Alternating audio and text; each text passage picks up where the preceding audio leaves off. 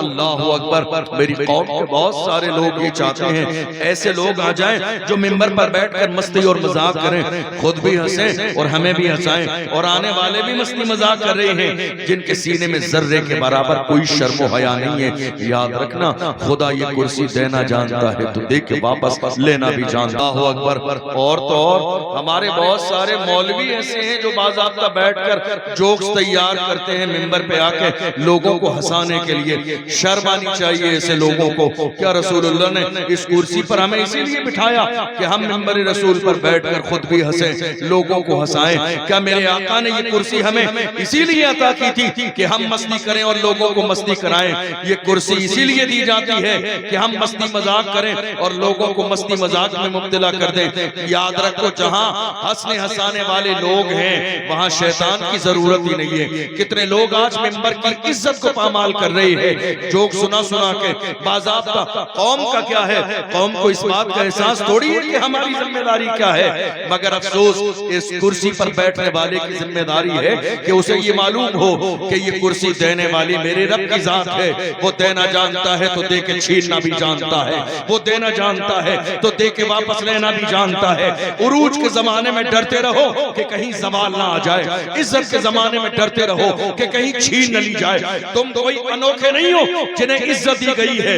तुमसे पहले कारून को भी इज्जत दी गई, तुमसे पहले फिरौन को भी इज्जत दी गई, तुमसे पहले शद्दाद को भी इज्जत दी गई। याद रखना, देना जानता है मेरा रब तो दे के वापस लेना भी जानता है। गुरूर किस बात का है, तकब्बुर किस बात का है, अपने आप को बड़ा किस लेवल पर समझ रहे हैं? नादान, ये जिंदगी मस्ती के लिए नहीं है, ये मजाक के लिए नहीं है, ये मिंबर हंसने हंसाने के लिए नहीं है। याद रखना, लोग आते हैं, उन्हें बुलाया जाता है, जलसे मीलादुन नबी में चल रही है, कम से कम इस बात का तो लिहाज करो कि नबी का नाम जुड़ा हुआ है। मीलादुन नबी कह रहे हो, इस्लाह मुआशरा कह रहे हो, इस्लाह की कोई तो बात करो, कोई तो नमाज की बात करो, कोई तो दीन की बात करो, कोई तो रसूलुल्लाह की बात करो।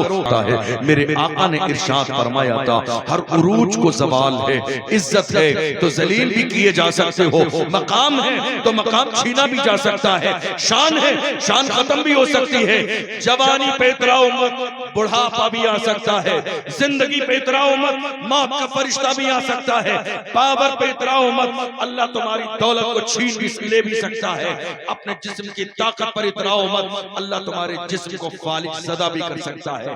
गुरूर किस बात का है, तकब्बुर किस बात का है, अपने आप को बड़ा समझना किस बात का है? नहीं मेरे अजीज, किसी समझदार ने कहा था, आगाह अपनी मौत से कोई बशर नहीं, सामान 100 बरस का है बल्कि खबर नहीं, तुम्हें मालूम ही नहीं है तुम कहां जा रहे हो, मौत तुम्हारे पीछे जा रही है, तुम्हें अंदाजा भी नहीं है, तुम दुनिया में खो गए हो, मौत तुम्हारे पीछे है, तुम दुनिया की रंगीनियों में खो गए हो, मौत तुम्हारे पीछे है।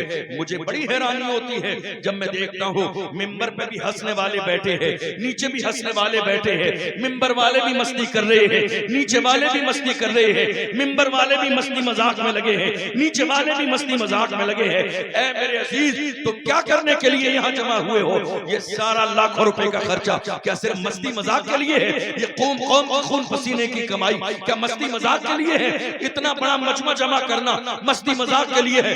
नहीं मेरे अजीजों, गरीब नवाज ने ऐसा मिंबर कभी न लगाया जहां मस्ती मजाक की जाती हो। गरीब नवाज जब सामने बिठाते थे तो वो दिल पर ऐसी तवज्जो डालते थे कि लोग बेहोश हो जाते थे, वो ऐसा अल्लाह का जिक्र करते थे कि लोग बेहोश हो जाते थे, वो आखिरत की याद ताजा करते थे कि लोग बेहोश हो जाते थे। यही वजह है कि मेरे गरीब नवाज इधर जाते थे, लोग कलमा पढ़ तक मजा लोगे। याद रखना, हर मजे के बाद मजा पहले है, सजा बाद में है। मजा आएगा तो सजा मिलेगी, जिसने मजा लिया है सजा उसको मिली है। तुम आज मजा ले रहे हो, तुम्हें पता नहीं है हमारी लाखों बेटियां मुर्तद हो गई। मजा किस बात का लेना है? मस्जिदें वीरान पड़ी हैं, मजा किस बात का लेना है? जिस कौम के अंदर महीने गुजर जाते हैं कोई घर में कुरान खोलने वाला नहीं है, मजा किस बात का लेना है? जाके देख लो कब्रिस्तान में तुमसे बड़े बड़े सूरमा की कब्र बैठ गई, नाली का पानी उसकी कब्र में जाता है। जाके देख लो तुमसे बड़े बड़े सूरमा कब्रों में सोए हैं। हमारे बुजुर्गों ने यही तो कहा, जब जवानी पे गुरूर आए कब्रिस्तान का चक्कर लगाना, तुम्हें अंदाजा लग जाएगा तुम्हारी जवानी की कोई हैसियत नहीं है। जब दौलत में नशा आ जाए, जाके कब्रिस्तान का चक्कर चक्कर लगाना, अंदाजा लग जाएगा तुम्हारे पैसे की कोई हैसियत नहीं है। नहीं मेरे अजीज, मस्ती न करो। कुरान कहता है फलयदहकू कलीलन वलियबकू कसीरा। ईमान वालों को चाहिए हंसे कम रोए ज्यादा, इसलिए कि खुदा को रोना पसंद है, इसलिए कि खुदा को रोने वाली आंखें पसंद है। और मेरे आका सल्लल्लाहु अलैहि वसल्लम दुआ करते थे, ऐ अल्लाह मुझे रोने वाली आंखें अता फरमा, मुझे रोने वाली आंखें अता फरमा। क्या मेरे आका ने इरशाद नहीं फरमाया, एक बंदे मोमिन के आंसू जो अल्लाह के खौफ से निकलते हैं उसके हिस्से की जहन्नम की आग बुझाने के लिए काफी है। क्या मेरे ईमान गुंबद खजरा से मेरे आका मुझे देख रहे हैं। मेरी नीयत ये नहीं है कि आप ये कहें बड़ी साहब सीरियस तकरीर की है, मेरी नीयत ये है कि मुझे मरना है, मरने के बाद मुस्तफा को चेहरा दिखाना है।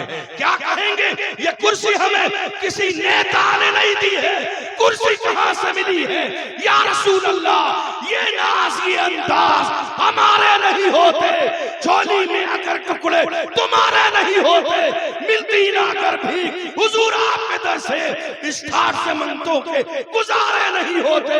बेदाम ही बिक जाइए बाजार नबी में, इस शान के सौदे में खसारे नहीं होते, जब तक के मदीने से इशारे नहीं होते, रोशन कभी किस्मत के सितारे नहीं।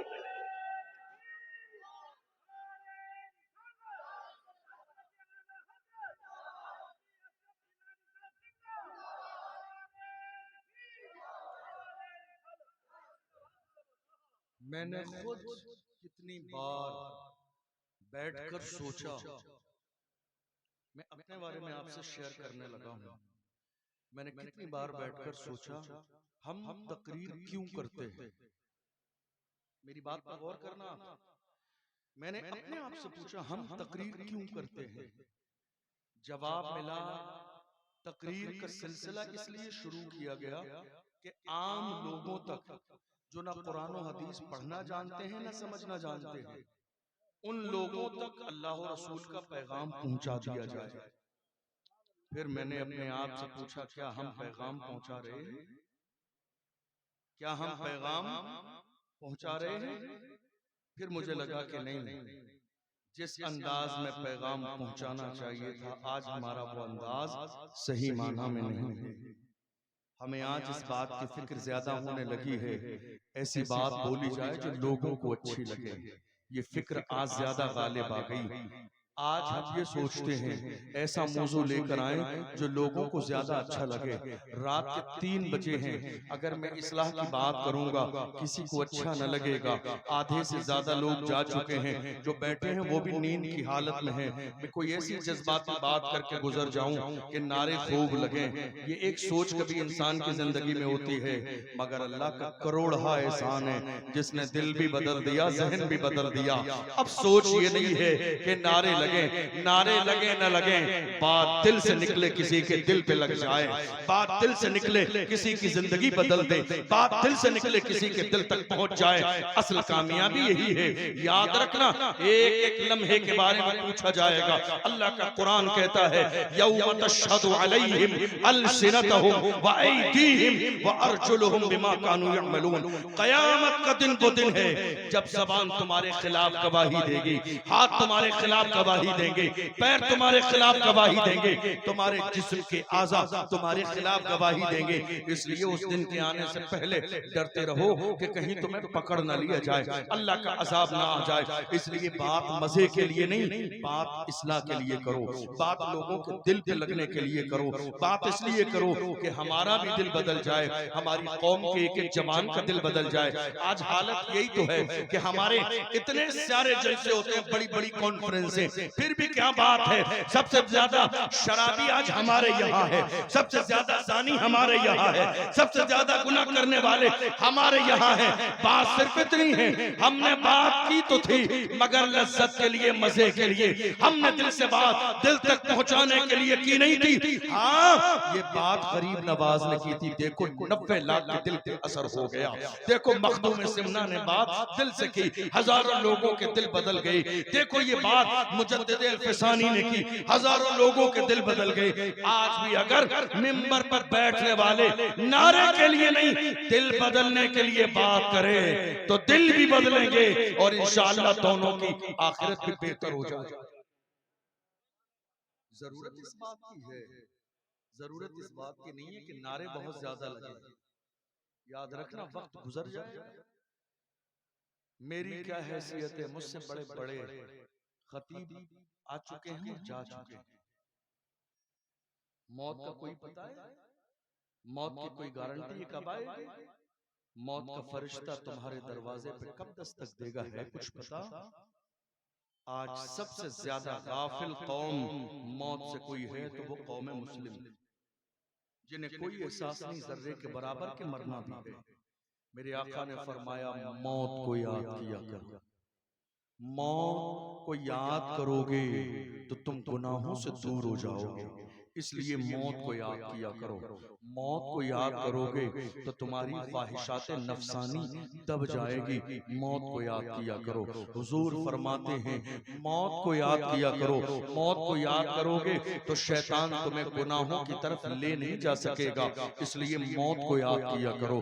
मौत को याद किया करो तो तुम अपनी जवानी पे कभी गुरूर और तकब्बुर न करोगे, इसलिए मौत को याद किया करो।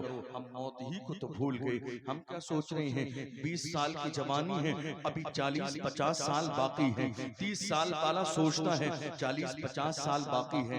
नहीं मेरे अजीज, न जाने माँ के पेट के अंदर भी कितने बच्चों को मौत आ जाती है। कितने बच्चे दुनिया में बस सांस लेते हैं और मौत आ जाती है। कितने बच्चे ऐसे हैं 1 साल के हुए हैं, माँ की आगोश में मौत की नींद सुला दिए गए। कितने जवान ऐसे हैं रात को सोए तो हैं मगर सुबह जमाने ने उन्हें बिस्तर से उठते नहीं देखा है। कितने लोग ऐसे हैं, कितने बुजुर्ग ऐसे हैं, औलाद ने बड़ी इज्जत के साथ बिस्तर पे लिटाया मगर देखा फज्र में उठे नहीं है बाप। जब चादर हटाई है तो पता चला कि उनकी रूह कफ़स उसूरी से परवाज कर गई है।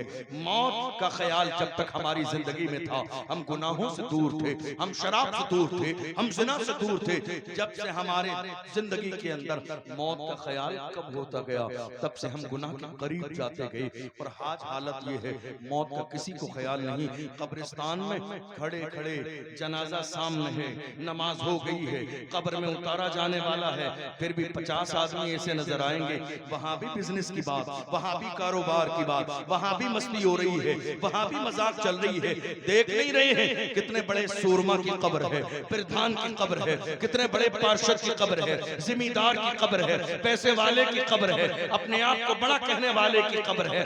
धस गई है नाली और नाले का पानी उसकी कब्र में है, फिर भी एहसास नहीं जर्रे के बराबर।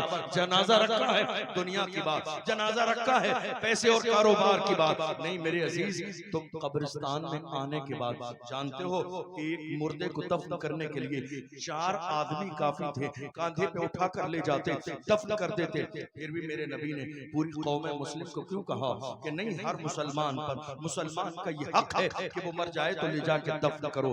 बात ये है कि 4 से काम चल जाता, लेकिन पूरी कौम को कब्रिस्तान इसलिए भेजा गया। तुम भी कब्रिस्तान चले जाओ ताकि तुम्हारा गुरूर जरा सा डाउन हो जाए। तुम भी कब्रिस्तान चले जाओ ताकि तुम्हारा फख्र भी जरा सा डाउन हो जाए। तुम भी कब्रिस्तान चले जाओ, बहुत जमाने से तुम्हें मौत की याद नहीं आई, तुम्हें मौत की याद आ जाए। अल्लाह अकबर। आप जानते हैं जिस जलसे में मैं आज तकरीर कर रहा हूँ, इस जलसे के लिए आपके लोगों ने जिनसे तारीख ली थी ना, हमारे बड़े अजीज जकी भाई शेख जो जलसे की हमारी तारीख लेते थे, 1 हफ्ता हुआ है मौत के फरिश्ते ने उनके दरवाजे पर दस्तक दी। इस जलसे की तारीख उन्होंने ली और उसके बाद वो इस दुनिया से चले गए। किसने सोचा था 27-28 साल के जवान को मौत आ जाएगी? किसने सोचा था इतना दीनदार जवान दुनिया से चला जाएगा? किसने सोचा था नमाजों का पाबंद दुनिया से चला जाएगा? इतना परहेजगार जवान मैंने अपनी जिंदगी में कभी न देखा।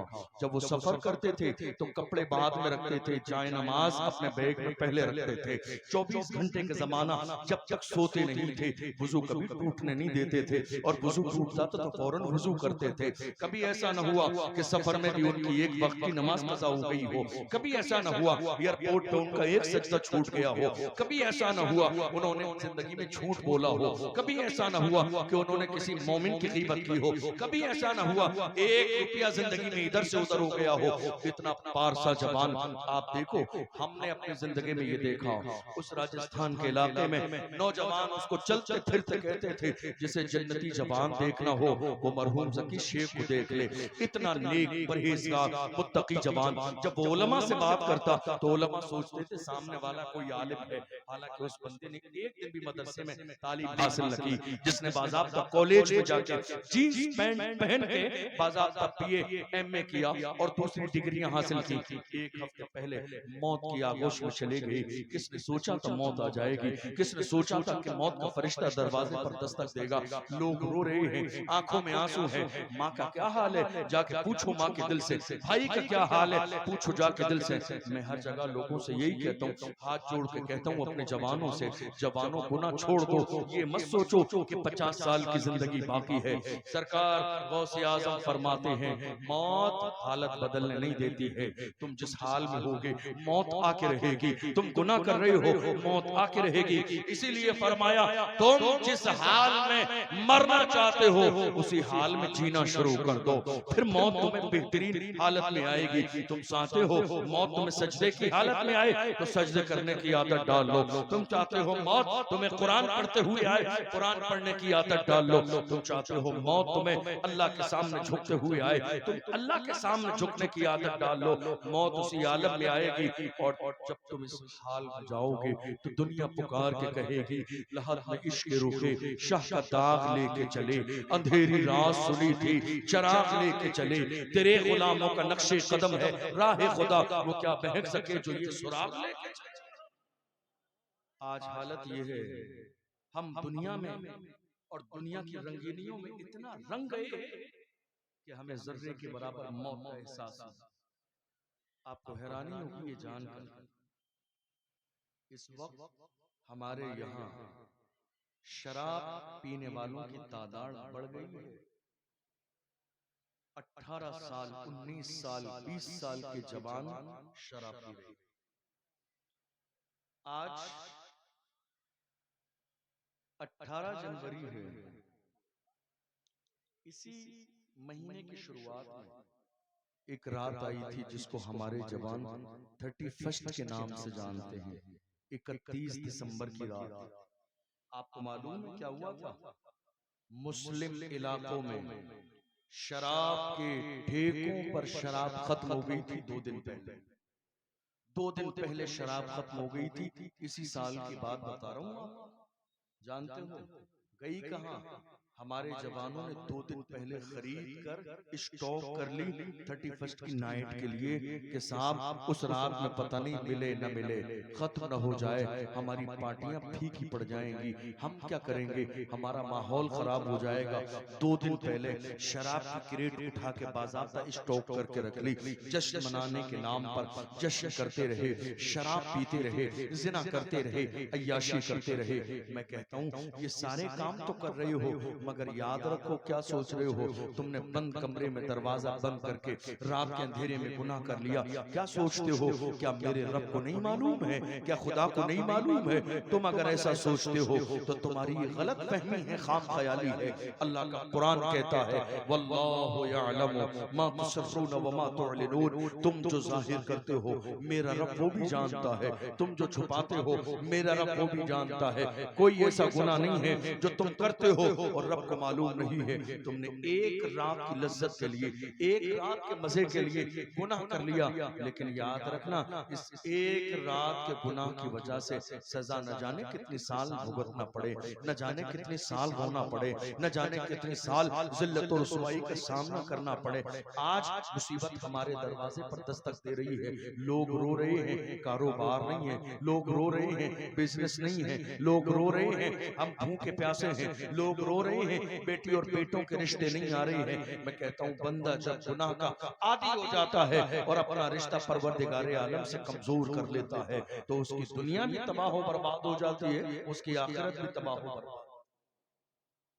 इसलिए ये नियत कर लीजिए, ये इरादा कर लीजिए, हमारी जितनी जिंदगी है हम गुनाहों में नहीं गुजारेंगे, हम गुजारेंगे रब की मर्जी के लिए। रसूलुल्लाह सल्लल्लाहु अलैहि वसल्लम के तरीके पर अमल करते हुए। आपको मालूम है इस वक्त एक गुनाह बहुत तेजी के साथ बढ़ता जा रहा है। क्या है वो? जिना।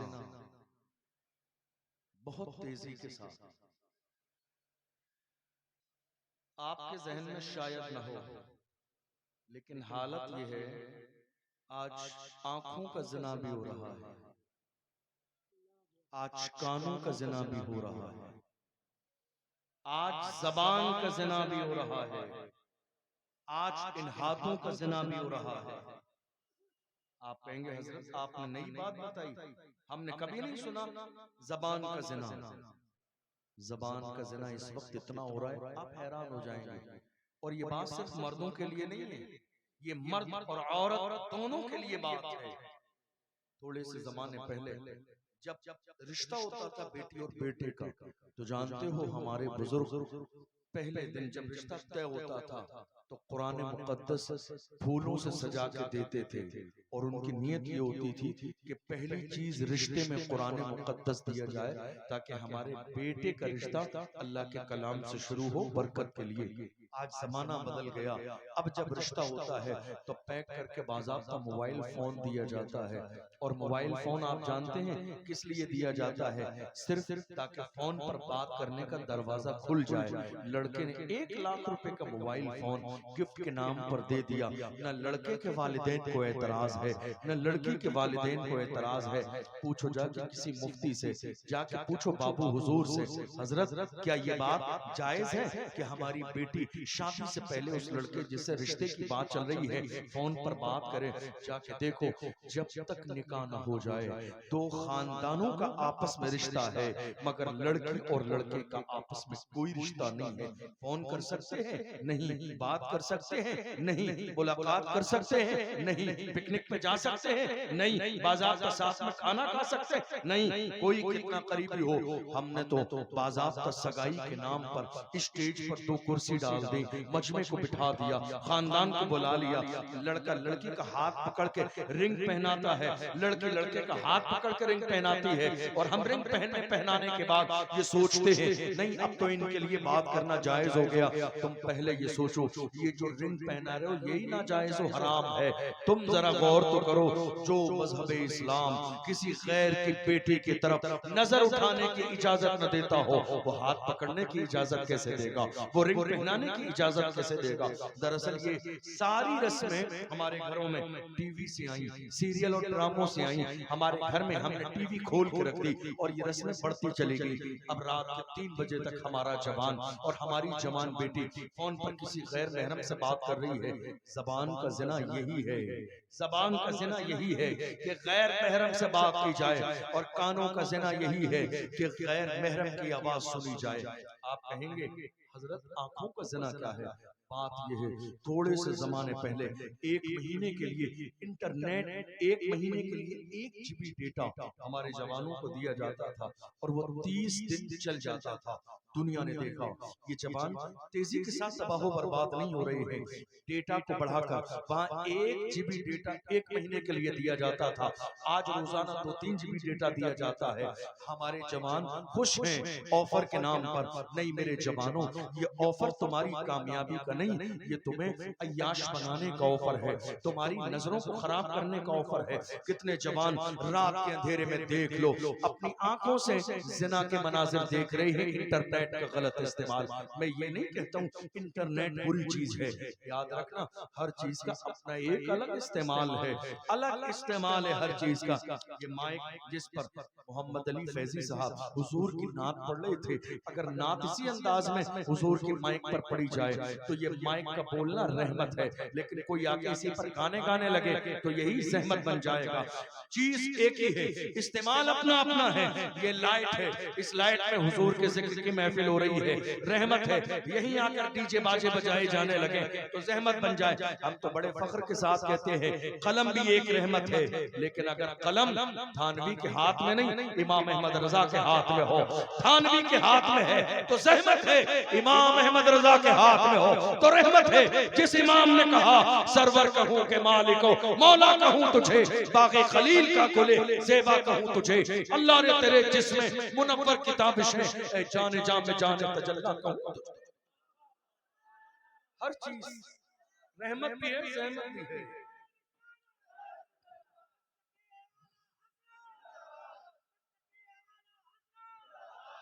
हर चीज रहमत भी है, ज़हमत भी है। इंटरनेट ज़हमत इसी एंगल से है, इसी अंदाज में है ज़हमत इंटरनेट कि हम आंखों से ज़िना कर रहे हैं। आप इतने बच्चे नहीं हैं कि मैं क्या कह रहा हूं आपको समझ में नहीं आ रहा है। इतने नादान नहीं हैं आप, इतने छोटे नहीं हैं आप। हमारे बहुत सारे लोग दूर बैठ के मुस्कुराते रहते हैं, एक दूसरे के कान में कहते रहते हैं देखो हजरत क्या इशारा कर रहे हैं। ये हंसने वाली नहीं रोने वाली बात है। तुमने गौर ही नहीं किया तुम्हारी जवानी तबाह बर्बाद हो गई, तुमने गौर ही नहीं किया तुम्हारी नस्ल खत्म होने वाली है, तुमने गौर ही नहीं किया रात के थोड़े से लम्हे में तुमने अय्याशी की दहलीज पर कदम रख दिया, तुमने जिन आंखों को खराब किया तुम्हें पता ही नहीं है आंखों की कीमत क्या है। किसी आशिक ने कहा था तुम्हें न देखा तो किस काम की है ये आंखें कि देखने की है सारी बहार आंखों में। एक जवान ने आके कहा हजरत दुआ कर दे, मैं इन आंखों से हुजूर को देखना चाहता हूँ। मैंने कहा दुआ कर दूंगा और मेरे आका नवाजने पे आए तो वहां देर भी नहीं है। उस बारगाह की शान ये है, उस बारगाह का मकाम ये है, वहां फासलों की जियादती से इनायतों में कमी नहीं। कोई दूर रह के उवैस है, कोई पास रह के बिलाल है, मैं दुआ कर दूंगा। मगर मेरे भाई जरा तुम अपनी आंखों के बारे में गौर करो, क्या तुम्हारी आंखें हैं इस काबिल कि जिस आंखों से सुबह से लेकर शाम तक फोन में रील्स देखती हो, जिन आंखों से तुमने जिना के मनाजिर देखे हैं, क्या वो आंखें इस काबिल हैं कि यार का चेहरा देखो। अरे जिन्होंने अपनी आंखों की सफाई की, जाके देखो मिस्र की सरजमीन पर अल्लामा जलालुद्दीन सुयूती ने जिंदगी में बगैर नींद के खुली आंखों से 70 बार मेरे आका का दीदार किया है।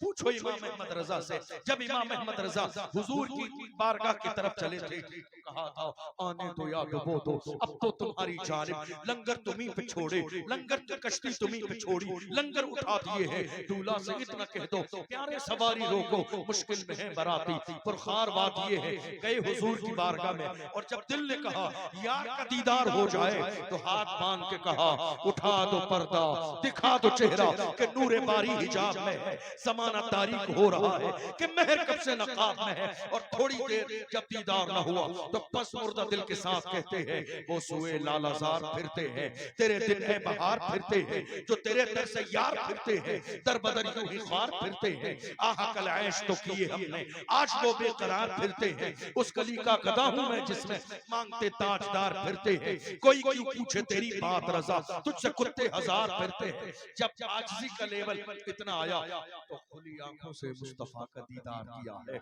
और जब खुली आंखों से हुजूर का दीदार किया, आंखों से देख लिया, तो देखने के बाद कसम खा के कहा तू जिंदा है वल्लाह, तू जिंदा है वल्लाह, मेरी चश्मे आलम से छुप जा।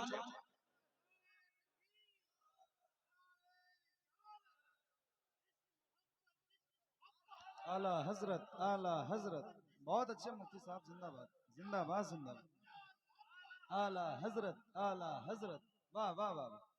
क्या ये जो आंखों का इस्तेमाल हो रहा है क्या ये हलाकत की वजह नहीं? क्या ये जो आंखों का इस्तेमाल, आंखों का इस्तेमाल जो हो रहा है, आंखों का ज़िना, तुम्हें अंदाजा नहीं है? जिस घर में गुनाह होता है वहां रहमतों का नुज़ूल नहीं होता। जिस घर में गुनाह होता है वहां रिश्ते नहीं होते। जिस घर में गुनाह होता है वहां रिज्क में इजाफा नहीं किया जाता है। जिस घर में गुनाह होता है उनकी दुआएं रद्द कर दी जाती हैं, कबूल नहीं की जाती है। आप क्या कह रहे हैं, हजरत हाफिज साहब, इमाम साहब, मेरी फलां चीज की शॉप है, मोबाइल की शॉप है, आप ऐसा करें, कारोबार चल नहीं रहा है, आप ऐसा करें, फजर के बाद 8 बजे मेरी शॉप खुलती है, आप आ जाएं और रोजाना एक पारा मेरी शॉप पर बैठकर पढ़ दिया करें, रोजाना एक पारा 40 दिन तक पढ़ दीजिए। फला पीर साहब ने बताया 40 दिन तक दुकान पर कुरान पढ़ा जाएगा तो अल्लाह बरकत कहेगा।